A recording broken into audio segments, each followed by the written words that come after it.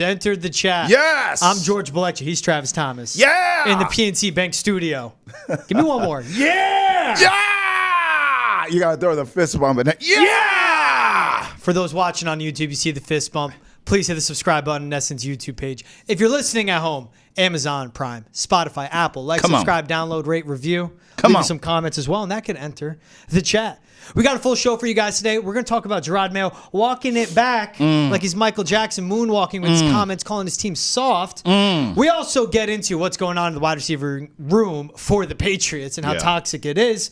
We'll take a little look back at NFL Week 7 with our winners and losers of the week. All right. We got a World Series preview for you guys as well. All that and more right here on the chat. And make sure to call in 617-790-0928 if you want to leave a voicemail on the chat, and email us thechat@nesson.com as well. How are we doing today? I'm doing good. Basketball is back, baby. Now we get to watch the Celtics go on a repeat bid this season. I think we're going to get it. And then after that, maybe the championships are over, but we'll cross that bridge when it comes. I do feel like they're going to repeat this season, George. 82-0 starts Tuesday night against the Knicks. Don't make any vacation plans, okay? We need you at the parade this time. Don't make any vacation plans.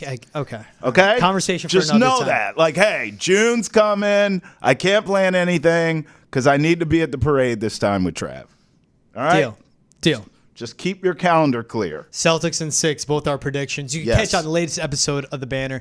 Let's get into the exact opposite of basically talking Celtics, and that's talking New England Patriots. Because you have one team that's high up on top. No one can knock them down. Yes. The other team just can't get out of the crevices of the NFL and the rankings of the team. Like, there's lower than the gutter. Yeah. That's where the Patriots are. And why I'm saying this is because after the 32-16 loss, where the Jaguars ran for 156 yards. They ran 17 straight times at one point to close out that game. The Jaguars had a 96-yard punt return touchdown. And the Patriots, with their running backs, only had 20 rushing yards on 12 carries. Jeez. Jerod Mayo said we're a soft football team across the board, and boom, right there. Right. Then Monday morning on WEEI, his normal appearance on the Greg Hill Show, he said, let me just go ahead and correct that. We're playing soft. If you go back to training camp, there was definitely toughness all around the place. We still have the same players. We just got to play that way. We've got to be able to run the ball. We have to stop the run and cover kicks, and we did none of those. That is what equals a tough football team. And then when asked, well, was this team soft last year? He goes, at times last year, we played soft at times. There are always going to be games within each individual season where you feel like you've played soft that game. Like I said, to correct what I said from Jerod Mayo, we don't have a soft football team. We are just playing soft the last few weeks. As it's been since he was named the head coach. Just goes back, and you bring it up because when we heard it, we laughed. Yes. But also, he had to walk that back. Cash to burn. That's right. Walks that back, and this is the latest. Yep. And we're a soft football team across the board. He's pissed off after the loss. They got pushed around. He's a defensive-minded head coach. I understand where it comes from. It's a constant walkbacks by Jerod Mayo. And doing that, just go ahead and correct it. We're playing soft. It's just time and time again. But he's not wrong. His football team is soft, and they've been playing soft since the Dolphins game. But as a head coach, it just feels like he's in over his head when I hear this. Well, this is why you can't say a word like soft and then walk that back. I mean, listen, if you're going to call the team soft, you have to stand on business. And what he really should have done is went on the radio and said, yeah, I stand by it. We are playing soft. We need to blah, blah, blah, blah, blah. You know, I mean, look, what you can't do is throw something like that out there and then walk it back because your team hears that. And I said this to you after the game when we heard the comments. My issue from the beginning is you haven't done anything to earn the right to call these guys soft. I understand you played the game. I understand you're beloved around here, but this is your first time as a head coach, okay? This is your first team. You don't have the cachet to stand up there and call them soft, in my opinion. So I didn't love that he even did that to begin with. But, okay, you did it. Let's say you put your foot in your mouth because that's what it means when you walk something back. But you can't walk it back now. Your team's playing so bad. You are so new. Things are going so terrible. You just got to stand on it. And you have to double down almost and just say, look, we are playing soft. You could clarify it, but walking it back, I can't stand this, George, and I'm so glad you brought up other examples because we've done this before where we sit up here and we say, man, you can't say this. You can't do that. You can't.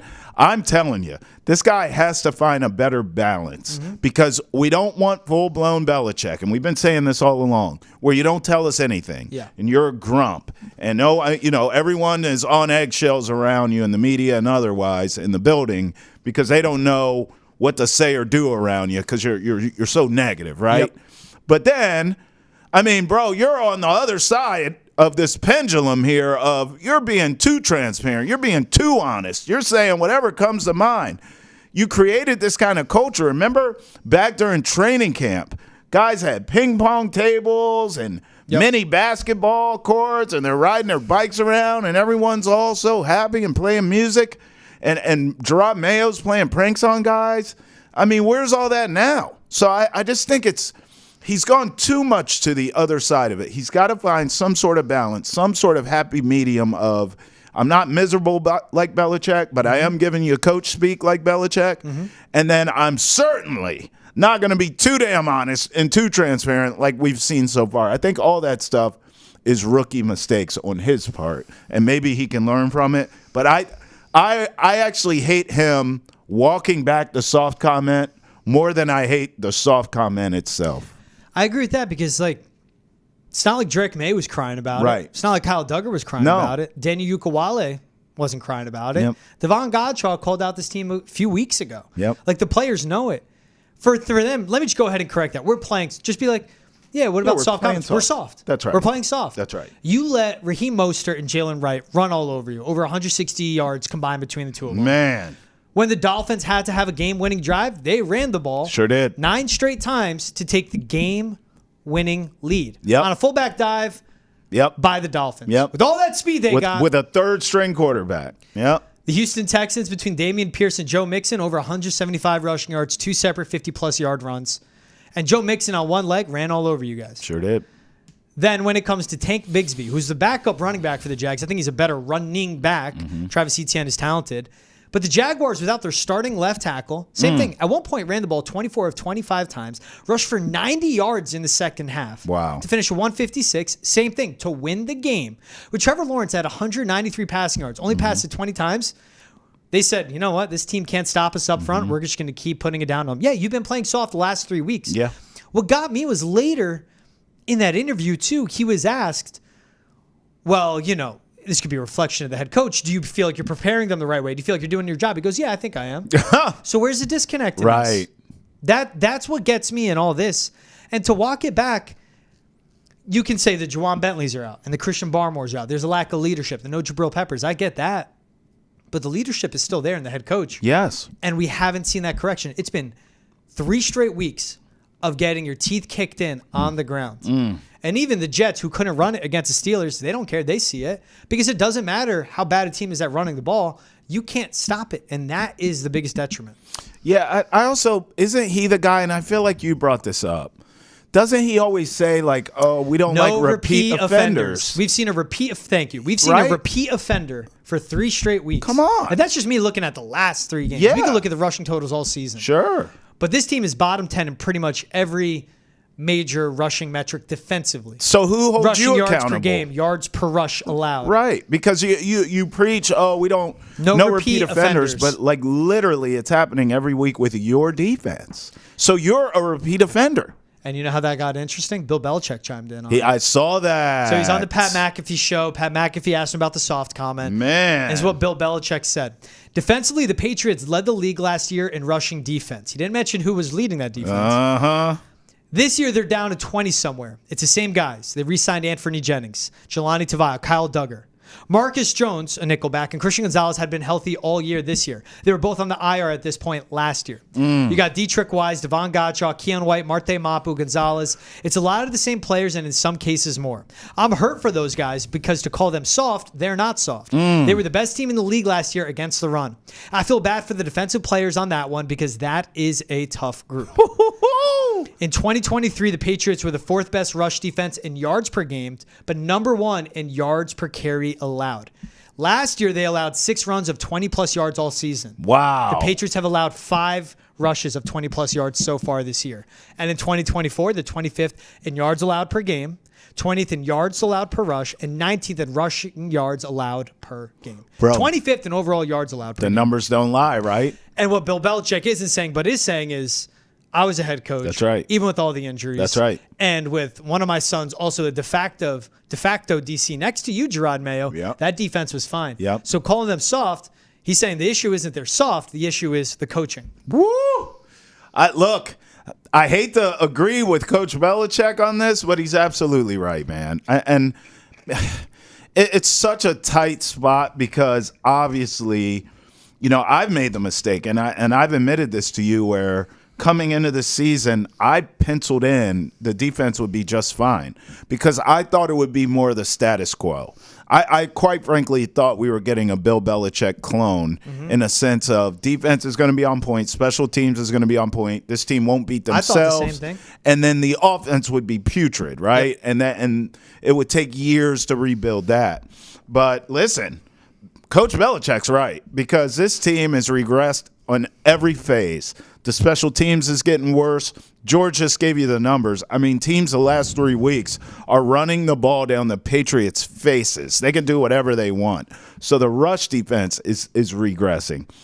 I mean, this is a mess that Jerod Mayo has. And so for Belichick, I'm sure it's bittersweet because he doesn't want to see the rock bottom like the Patriots have here. But I'm also sure that it's got to feel good to him of, hey, I pretty much had the same team and had them playing at their highest level, which was not very high, but still. Yeah. And now this is what it really looks like when you don't have the advantage in coaching. So I keep telling you, this stuff just keeps piling on Jerod Mayo. You don't think Robert Kraft heard those damn comments from Bill Belichick? Of course he did. I mean, this stuff is continuing to pile on, and if this Patriots team only wins 1 game or 2 games, maybe, I stand by what I've been saying for weeks now. I do not believe Jerod Mayo will be retained. I don't. You at least need to see some semblance of competence and improvement, some part of somewhere. This team. Yes. And you're not seeing it. Yeah. The only improvement you've seen quarterback is because the talent is outperforming and overcoming bad roster and bad coaching. That's right. But can that happen all season? We'll see. Right. As these pass rushes will get better. And will he get credit for that? If Drake May continues to get better, I don't really think Jerod Mayo is going to get credit. Yeah, he was asked to. It was rookie, second start. Yeah. Is he ahead of schedule? Are you surprised in a good way? He goes, no, this is where we thought he'd be. No, it wasn't. No, it wasn't. And again, this was a guy that was a project coming out of college, was raw with his footwork, was not good at all.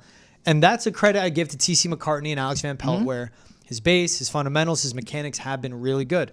And he's looked comfortable off platform. Jerod Mayo's not getting that credit. No, and he shouldn't. You're a defensive-minded head coach. Your expertise is defense. Yeah. As a head coach, you have to be a CEO. Like, if he takes a credit for Drake May, the only credit he could get is that he played him against the Texans and decided to play him against the Jaguars. Sure. Because they were 1-5.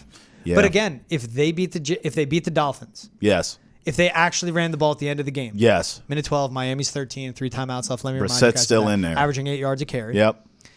If they managed the game better right before the half against Seattle or at the end of the game, that's a 3-win team instead of 1 right now. Yeah, and that's a huge difference. Yeah, and that would be a 3-4 team, and then Jacoby would still be playing. Yeah. So it's like to even take that, he doesn't get any of the credit for the Drake. No, that is on the guy you brought in to develop him, and that's right.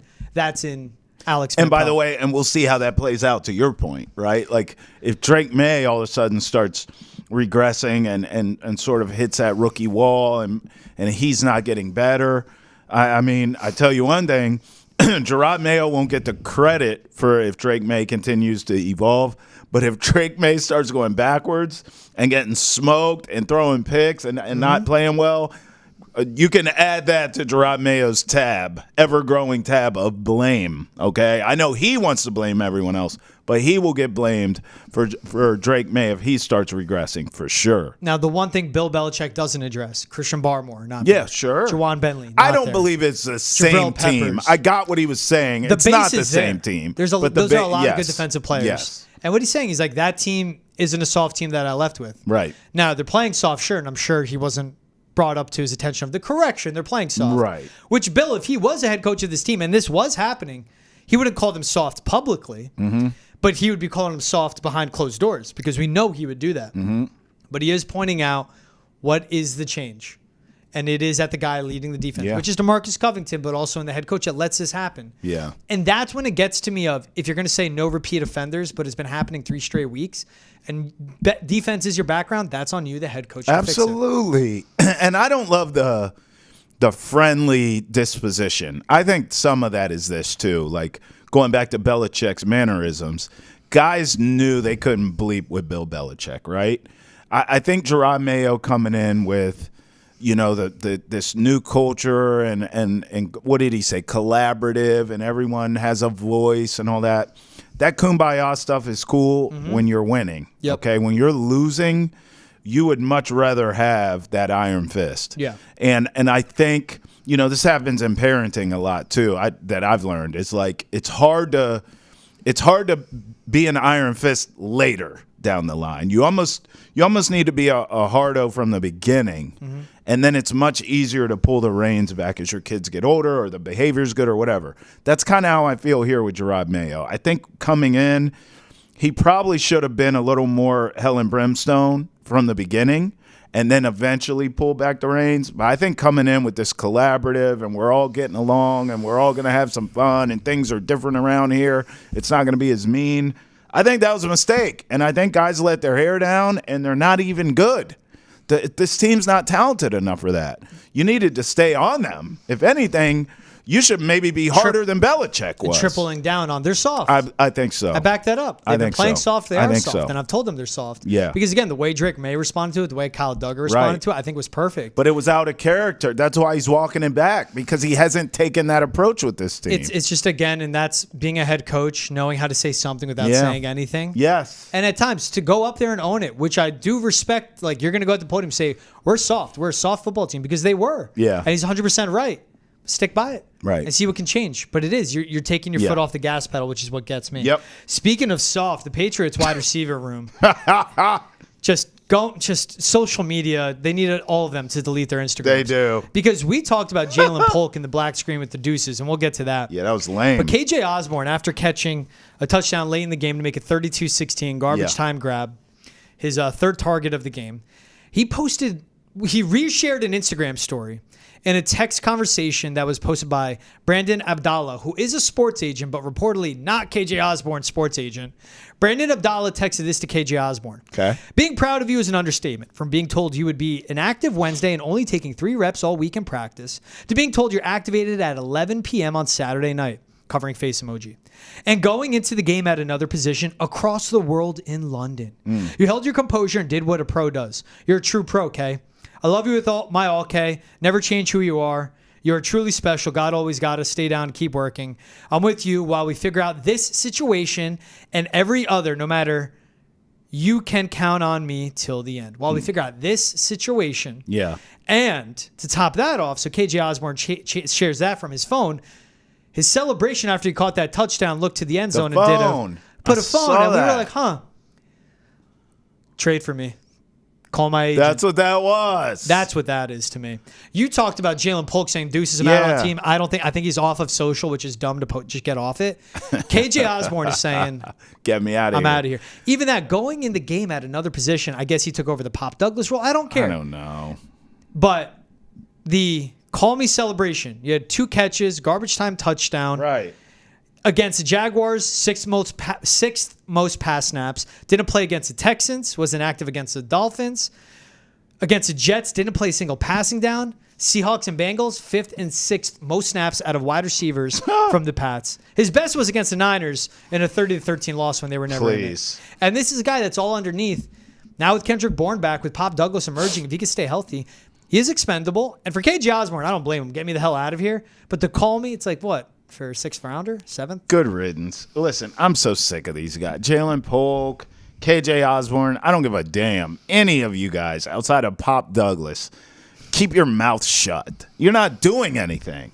I mean, it's just like, it's such a who do you think you are to me. Like, like, what have you done anywhere in your career, but especially here, since you've been here, to have this kind of attitude of call me, trade for me.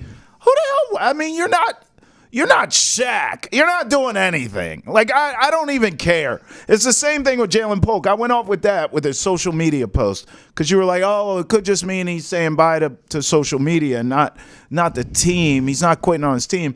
Even if he is quitting on the team, what difference does it make? Because he's not doing anything. I feel the same way with KJ Osborn. Like, okay, great. Pick up the phone, trade for me. Bye. See ya. Because when you were here, it was worthless. And we sat right here on the show. When you got signed, we said, what? I mean, you have all this money. You need a number one. You're getting him for what? And you know what? It, deal. We were right because you ain't proving anything. So, I mean, if you want to be traded, bye. See ya. I mean, hell, I'll drive the U-Haul for you out of town. 15. I mean, what are you doing? 15 targets a season, 7 catches, 1 touchdown on the year. And it's fine. But, like, posting this, the agent, who apparently isn't his, but he's saying, we'll figure out this situation. Yeah. Love you, man. But just like, Shut up. We'll figure out this situation. Right. Like, basically, we'll figure out how to get you out of New England by November 9th, the trade deadline. That's exactly what that means. And this pisses me off. And this is just, you're losing the locker room when this happens with this type of stuff. Yeah. Where you posting that, you're disgruntled wide receiver for the Pats, keep stuff in check. Because now when he's disgruntled, that drives his price down. Maybe you could have gotten maybe a 5th rounder for price? him. Bro, he's here. It's a 7th. It's gonna be end of the draft pick. He's a rental. No, and he wasn't. But it's just for him to post that. Yeah. And for him to reshare it. That's when you call him up, dude, take that down. Right. But that just shows the agent doesn't respect you. The player doesn't respect you. He just wants to get out of there and doesn't care publicly to say, get me out of here. I mean, he's just, bro, like, the whole reason you're here is because no one else wanted you. I mean, listen, what the hell did you think coming here? Jacoby Brissett's your starter. They draft Drake May. The offensive line stinks. What'd you think you were coming to? The greatest show on turf? That's what I think, too, of this agent. Like, we'll figure out this situation. Yeah. This was what it was. Right. So, like, what did you tell him to do when he signed? This is going to be great, man. You're going to be the number one. That's not him. That's not his game. No, hell no. Which is fine. He's all underneath. I think this was all he could get is what I think. Man, better off taking less, going somewhere else and just patting stats, making it happen. Maybe he ends up in Kansas City, Rashee Rice replacement, Rashee Rice light. Good riddance, because he ain't doing a damn thing here anyway. It's just a reflection on how sideways his locker room and the season's going. Yeah. 7 games in. They're facts. 1-6, 7 weeks in. On top of Ja'Lynn Polk with the all-black IG post and everything like that. Right. All right, let's get into our Week 7 NFL winners and losers. You can put the Pats all over for the losers for a multitude of reasons, aside for Drake May. But give me your winner. Who's your winner in the NFL? I went Bills. And the reason why, I was giving them credit this season, and I know everyone talked about the lack of weapons on the outside for Josh Allen. But, watching the Bills this season with James Cook, they have a strong run game for the first time I think I've seen since Josh Allen's been there. Josh Allen usually is a run game. So I was impressed with that as the season was going on. And then they go and make a deal for Amari Cooper, which I know he was struggling so badly in Cleveland. But I think a lot of that was because he wanted to get the hell out of Dodge. And we all certainly understand why in that case, right? Yep. So I figured Amari Cooper going to Buffalo, if he did have something in the tank, he would look pretty good. And I thought he would be a better fit with that team than Devontae Adams with the Jets. But I wanted to see it play out. And certainly a weekend, it looks like I'm going to be right. Because Amari Cooper, even though doesn't know the offense quite as good yet as he will as the weeks move forward, boy, he looked pretty good in that offense to me. He got a touchdown in the game, looked very effective, did not look like the same guy who was a malcontent in Cleveland, looks happy to be there, change of scenery, and obviously the Bills have a chance to win. So I think they're a real winner here. And you look at what Devontae Adams didn't do with the Jets. He did not look as comfortable as Amari Cooper. So I'm going to stand by that I think that's a better fit for the Bills, both in production and personality. So I like the Bills. They're my winner this week. It was big. You see on that touchdown catch, too? He looked over to Kellen Coleman. He's like, what am I running? That's right. He's like, just literally pointed, seam, in. Yep. And Josh Allen trusted him through it, and it paid off. Yep. That's the difference in Amari Cooper, a guy that's smart enough, know where to go, how to beat the zone, and can be a man beater. That's right. I got 2 winners. My first one's the Lions, though. Okay. Handing the Vikings their first L of the season, but Jared Goff was unbelievable. Yeah, he was. And it's not just his overall numbers, how good he was, but Jared Goff's been known to struggle against pressure, struggle against a blitz, struggle when you're bringing the heat. Well, he went against the best blitzer in the NFL and Brian Flores in that Vikings defense. He was pressured 58% of his dropbacks. He was 11 for 13 with 1 touchdown, 156 yards. When he was blitzed, he was 15 for 16 when blitzed for 165 yards. Woo. He was just dicing up that Vikings defense with absolutely no issue at all. Then my other winner, the Cleveland Browns. Because Deshaun Watson is no longer their quarterback for this season. Addition by subtraction. I mean, that's a team that could still be selling. Like Myles Garrett's 30 years old. We'll see what they have with the other pieces. They traded away Amari Cooper. Is Jerry Jeudy next, even though they just brought him in? But the fact that you just don't have to deal with that and walk that out every week. If you're Kevin Stefanski, I should say he's the biggest winner. Because it was taken out of your hands where you couldn't bench him because the Haslams would literally fire you the second you even float that idea of benching better believe their 100% invested player. But it's a win for the Browns as a team, the Browns coaching staff, and Browns fans. Because they don't have to be lied to their face anymore that Deshaun Watson is the best option at quarterback. He was absolutely abysmal for the Browns. Yeah. And that's what happens when you don't play football for 700 days because you have 24 different counts of sexual misconduct and harassment against you that you settled out of court every single time because you have enough money. Yeah. I don't know how they're going to do it, but you and I both feel the same way that Deshaun Watson has played his last game for the Cleveland Browns. I don't know how they're going to get him out of there, but they got to figure it out. What about your loser? Who's your loser? It's the Patriots. Look, at least for the Browns who we're talking about, and even the Titans who are absolutely atrocious. Both of those rosters have talent on them. They're talented rosters that are grossly underachieving at the most important position of quarterback. We know in the Titans case, Will Levis just can't play. Okay, so now they figured that out. And the Browns we've talked about with Deshaun. So, but their rosters, you could say, okay, you know, we do have a piece here, a piece there. We got this guy, that guy. We just got to figure out the quarterback. The Patriots have nothing. I mean, look, they have Drake May, and we think he's the guy, and we're happy with what we're seeing so far. But outside of that, certainly on the offensive side of the ball, what do they have? And then defensively, they're going backwards. And then we damn sure don't know if we have the right head coach or not. So those bad teams, other than the Patriots, have some inclination of positivity in their futures. Even the Panthers, who are just as bad as the Patriots, the Panthers came into the season already smack dab in a rebuild, trying to figure out, do we have the right quarterback here in Bryce Young? And it certainly looks like that answer is no. So they're further along in their rebuild process than the Patriots are. Yeah. So even with as bad as the Patriots have been, I mean, it's Loserville all around because – man, you've been that bad. The cupboard's bare outside of Drake May in terms of talent, and you're going backwards. Like you're not. There's no signs of life with this team. I'm certainly not going to say they've quit yet, but man, if you told me in 2 weeks this team's quit on Jerod Mayo, I wouldn't be shocked at all. They're trending in the wrong direction. They've got to be the biggest losers in this league. It's the Patriots. And they were supposed to have, the number 1 overall pick in this upcoming draft, but they didn't because they traded it to the Bears. Could have had Caleb. Could have had whatever they wanted. Just picking 1 overall if they thought Bryce was the guy. Could have traded back from the number 1 spot, gotten like 2 firsts out of that. Like, could have gotten so much more. Could have got C.J. Stroud, too. And they went with Jonathan Brooks, who wasn't even playing in the second round. Yeah, so many different ways they can cut that, but they are further ahead. And that's the thing for the Patriots, where this is the worst roster. Yeah. You can't point to a position group and go, I like that one. Right. I think that's a really good one they can move forward with. That's really solid. Yeah.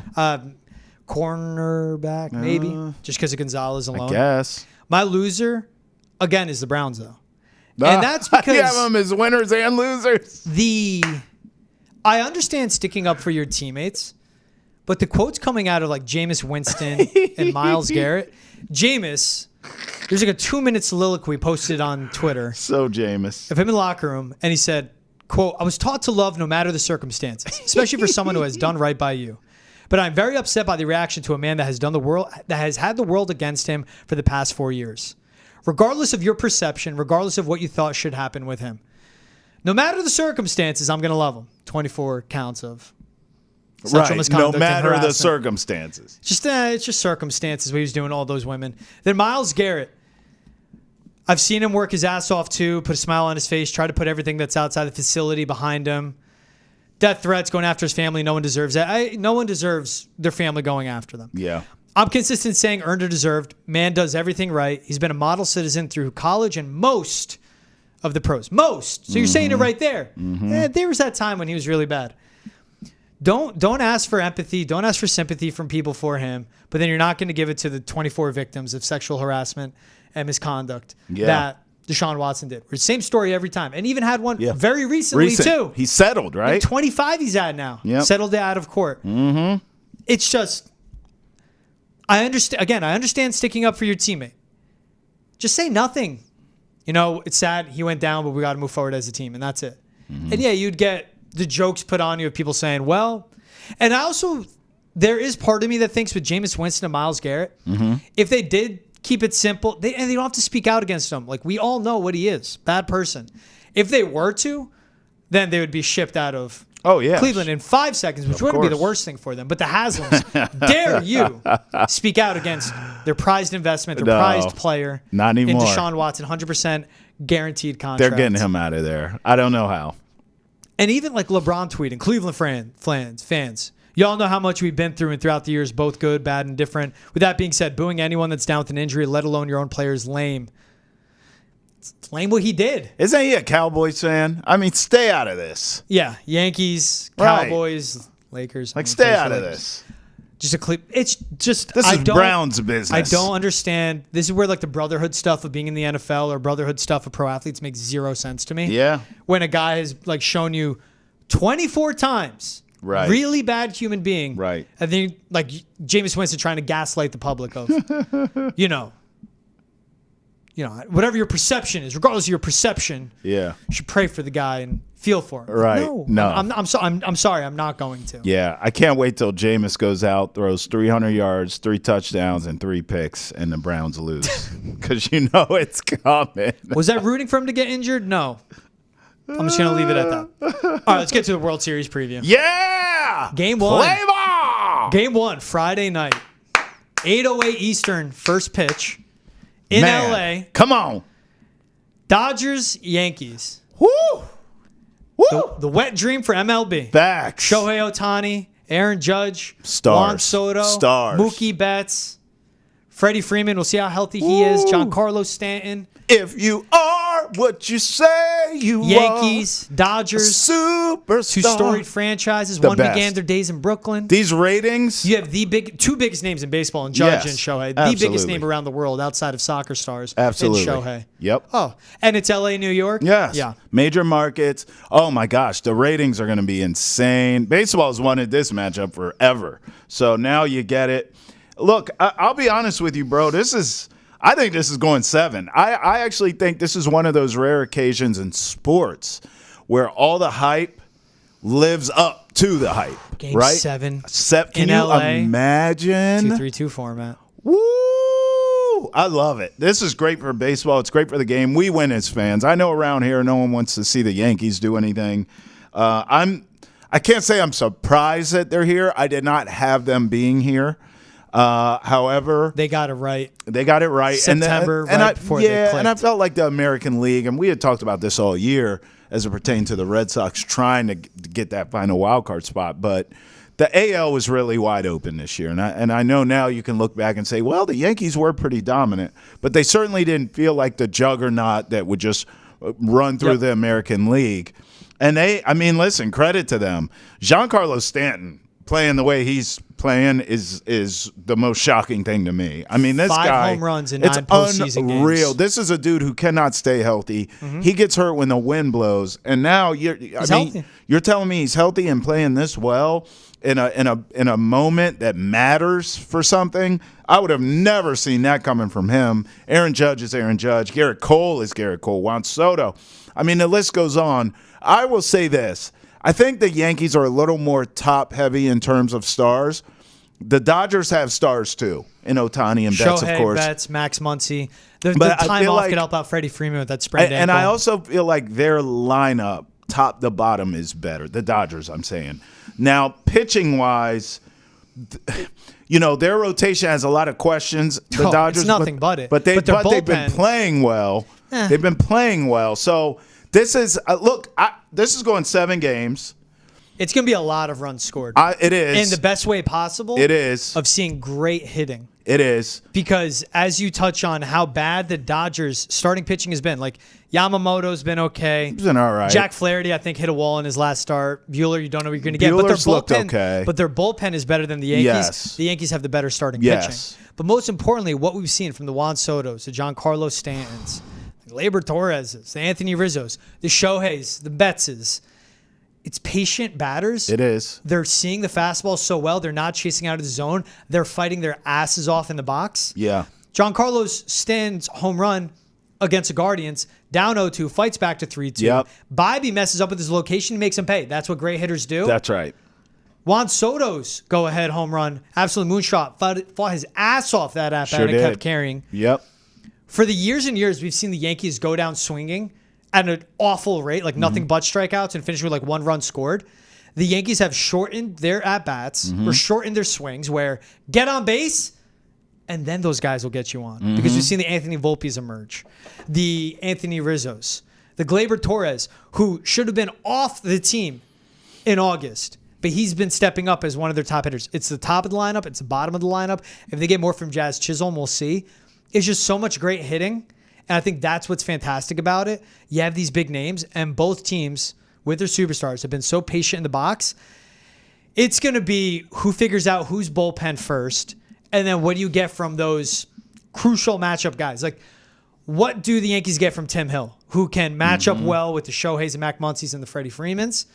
And then likewise, how long do the Yankees take to figure out the Dodgers bullpen as well? Because that bullpen's deep for LA. It's nasty too. All right, well, listen, the way you're talking, let's get to predictions because it sounds like you're leaning Yankees. I tell you what I'm going to do.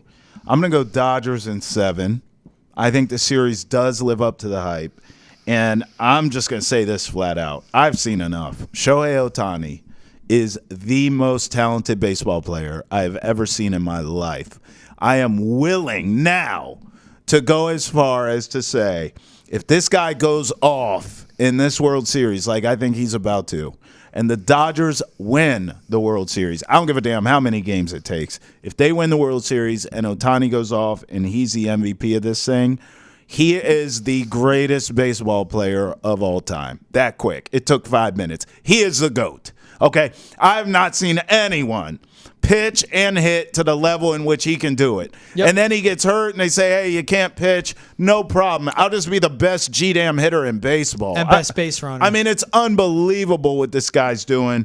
If the Dodgers win the World Series and he is the star, which I believe is going to happen, Shohei Ohtani is the greatest baseball player of all time. That's where I'm at with this. Already going. I don't think you need rings in baseball. I'll go with that on Ohtani, but it takes away the most talented, the unicorn, the most dominant baseball player we've seen to going into the greatest. Because we've said it too. Throwing back to 1906. Oh, Babe Ruth. And it's Shohei Ohtani matched up with the Babe on the mound. He is smashing the that Babe ball. up 0-2 on the count. Ohtani not even looking at the pitches. Let's Loesch on his foot. And it's gone. That one's not coming back. It'll never land. Babe Ruth's going to the dugout, getting his 3rd Budweiser of the day and a hot Smoking dog. cigarettes. That's what he was doing. Like, I'm with you on that on Shohei. I don't need him to get a ring for me to think so. Yeah. Shohei's legacy is set, in my opinion. Okay. This is legacy defining for Aaron Judge. Oh. He got better. ALDS was atrocious. He got better in the ALCS. Home runs were coming. RBIs just getting on base. Yeah. There has to be... There's a pressure of the World Series, but the pressure has to be taken off a little if we're here. And you know what you're going to get from Soto and Giancarlo and the guys in the bottom of the lineup? If he shows up and hits, with the amount of times the Yankees are finally just figuring out, hey, let's get on base, and then we know the big bats will back us up and get on. He wins his World Series. He has an impactful series. He has that one game where he stands out, maybe that 2 games in the moments. That's legacy defining for him. He's already one of the most talented hitters we've seen. The records he's set, but it's getting that ring, showing up on the biggest stage, stopping Ohtani from getting his. Sure. And on top of that, winning it in New York. They haven't been in the World Series since 2009. They finally got the AL pennant. They want that World Series pennant. But if he can be the guy. Here's where I agree and disagree with you. I agree that it is a legacy-defining series for Aaron Judge and Shohei Ohtani. So we agree there. Where I disagree with you is that it means more for Judge's legacy. And here's why. Aaron Judge, if he wins this World Series, and he is a factor, as you're saying, he will be considered one of the greatest hitters of his generation, of all time, all that. Shohei Ohtani is in a completely different conversation. He's trying to be the GOAT of the game. Mm-hmm. So although baseball, you're not measured by championships as you are in a lot of other sports, I still believe for Shohei Ohtani to truly be considered the GOAT, because you have so many baseball purists out there who are going to be all in my comments saying I'm crazy, saying that this guy's a GOAT already. He needs more. He needs to do it for longer. He needs more in his resume. How's my arse sound? Because I've been watching baseball a long time. I've never, ever seen anything like this guy. No one. So if he can get one World Series, by the way, he could get more than one, but if he could get one, it's enough for me on my list to propel this guy to the greatest of all time. That's why I think you can't just poo-poo like, well, it means more for Judge. No, I think it means more for Shohei because he's in a completely different argument. No one's arguing Aaron Judge as a GOAT. Rings mean the least in baseball, in my opinion, when it comes down to it, because of there's so much that goes into it, and you're not on the field, sure, quote unquote, every single play like you can be in football, whether what position, on basketball and hockey as well. Yep. Like there's 8 other guys that have such a high impact, the pitching and all that. He's going to go down as the most talented, most dominant to play the game no matter what happens. Mm-hmm. Because think about, people will say Barry Bonds is the best baseball player of all time. How many rings does he have? Right.